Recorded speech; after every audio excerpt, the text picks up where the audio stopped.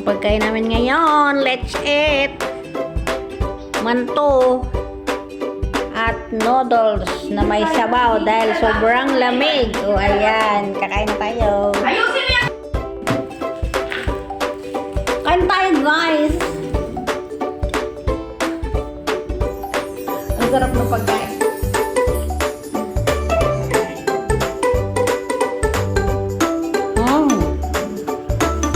Sarap!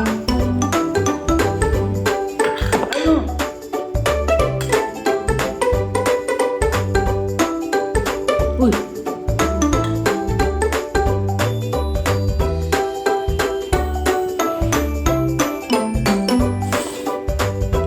Enak! Ikain mo, wala lang yan. Ang lalaki. Ang lalaki naman ng manto. Tingnan nyo guys. Ang manto ng Taiwan. Ang sarap niya. Bigay lang ito ng aming kaibigan. Yung aming hindi kami binibili tinapay kasi madami kami rasyon na. Manto sa kapitbahay. Aba, hindi namin tinapay yung amo namin. Laki oh. Perfect.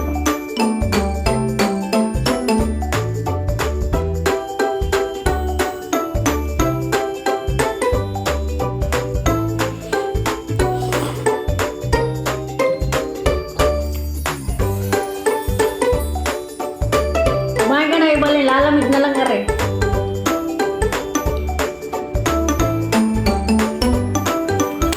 Ay! Wala, may darating. Pag daw nalaglag yung yung kutsara, may darating daw. Ito ba yun?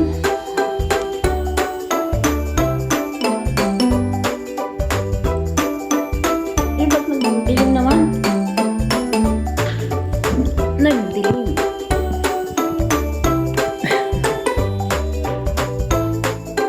Ganda guys.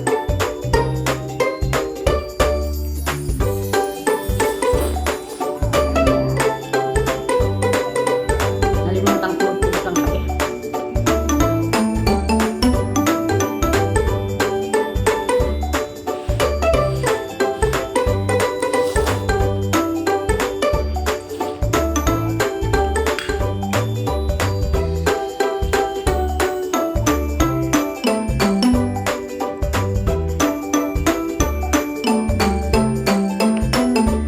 Uy! Oh!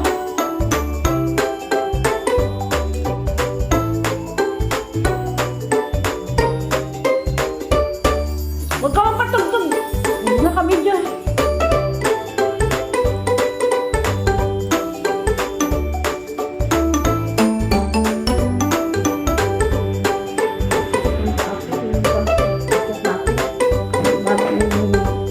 Ano ko dito? Nakachinilas ka kasi. Saan ka nakakita? Nag-hiking na nakachinilas. Hindi ko maano. Nahirapan ito. Luto ito!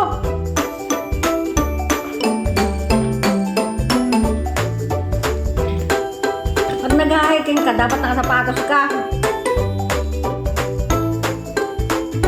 Pag nakita ni Bakit kang naumos na yung ganito, hindi nila ko binigyan. Hindi ka naman siya. Hindi ko talaga siya binigyan. May paborito niya ito, may bawang-bawang.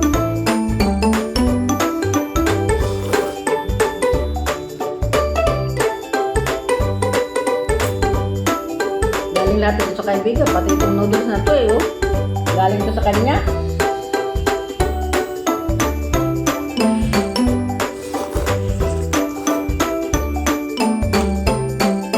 Mamaya ako magkakapit, hindi ako pwede mo ng kape.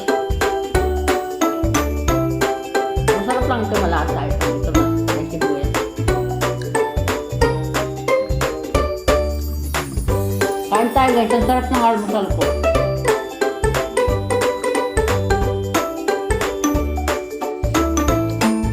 Galing yung pinsan ko, yung anak niya. Tawag lang. Umayas, nag-impake. Yung gamit. Pinalayas niya. Nakita niya Ivan na doon na malapit sa malayo na nag-bike sa Ivan. Tapos ang tingin na. Iyan daw, nagdala ng bag. Kay lalayas na. Hinapon yun ng tita ko. Tinawagan yung mama niya. Ay, hindi ko may sakit mama niya. Napauwi. Hinura din niya mama niya. Hinurahan siya ang dalawa. Kamahilig din magmula yung mama niya. Animal ka, animal. Huwag ka eh. Paano kung lumaya sa Evan? Anong mararamdaman mo? Palayasin. Sabat. Mahilig ka pa naman sa kabe ng lumayas ka dyan. Nga. Pangit yun. Ayoko ng ganun. Sinasabihin yung mga anak ng ganun. Hindi. Mama, anak mo masigilas ang ulo. Pwede mong pangaralan yung mga anak mo, pero hindi mo pwede pagsalitaan ng masasakit. Kaya tinatanong nila yan. Gala. Kaya tinatanong nila yan sa utak mo. Kung ayaw nila lahat na binigay, ganyan pa gagawin sa'yo. Tinatanong nila sa puso nila yung mga salat mga bawat salita mo.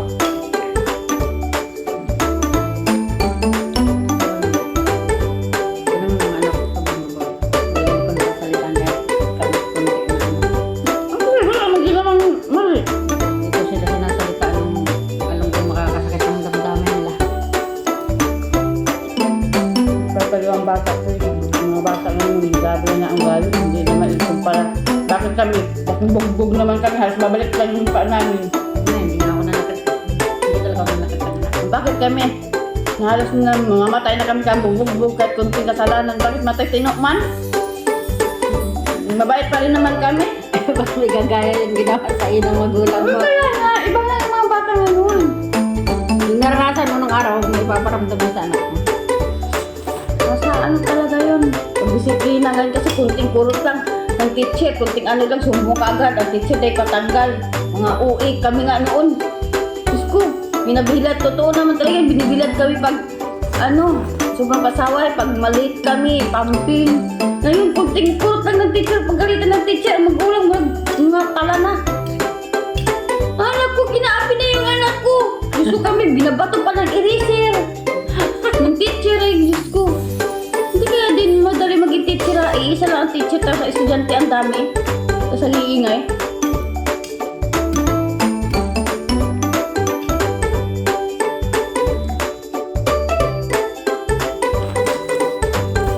Kaya mga kabataan ngayon, marami ng mga ano. Kaya nga, alam mo naman ang mga kabataan niya, puro mga rebelde, Tigas ang puno. tigas ulo. Kasi hindi na, kasi alam nyo na bawal ngayon sakta lang ng mga bata.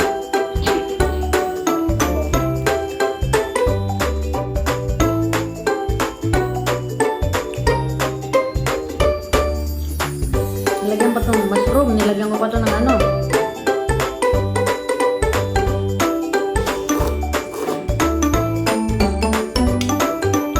Cabbage. Kaya masustansya itong almusal natin, punong-puno ng gulay, may carrot. Kaya may carrot na nilagay dyan ha. Mamaya pa dala, hindi ba kita ano? Dahil kukunin yun doon sa ano, kanina sa Shopee. Parang Shopee yun eh. Maganda ba? Ano? Matigas? Kasi pag magaan lang, hindi yan maganda. Sarado-sarado ng pinto. Ay tatawag ngayon ng magkari ng gamit ng sasawha. Hindi rinig mo. Pagbukas yan. Bukas natin yung pinto kung hindi natin. Tatawag eh.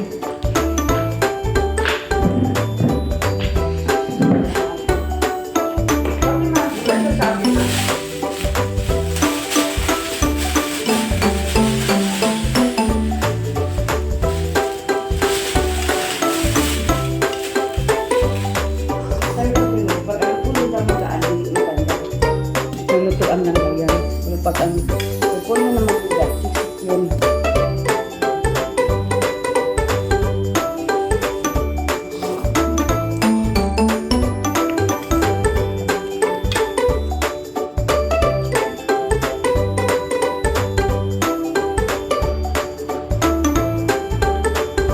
Magaan, legit na yun.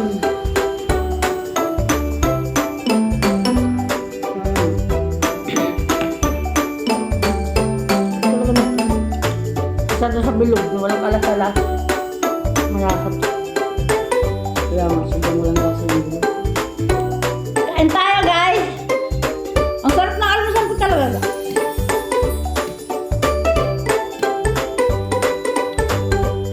Ang sarap na lang.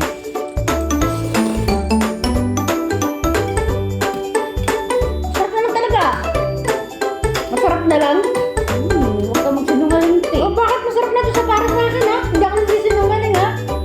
Aba! Normal lang to. Eh, bakit? Masarap to sa akin. Para sa akin, ito na yung pinakamasarap na almusal ko.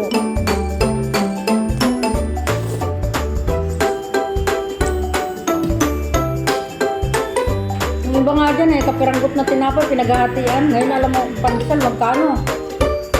Dating pandesal ang lalaki ngayon, 5 piso ka ng kalilito. Grabe na ngayon sa Pilipinas. Eh, dati ang pandesal na ako sa Pilipinas na sa'yo. Salapi yata. Dati naabutan ko pa yung 50 cents na isang padraso hanggang naging piso. So, sunod ang 50. Tapos lang piso. So, 50, 3. Magkano na ba ngayon ang pandesal? 5. Hindi naman. Hindi.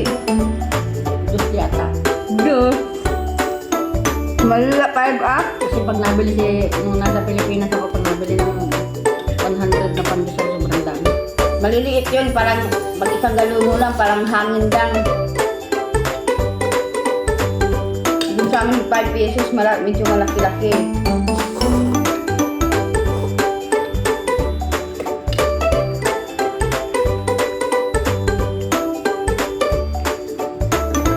Lalo pag mahal ang sugar, hindi ka makabiling 2 piso ah. Sabi na, nagmalang bili.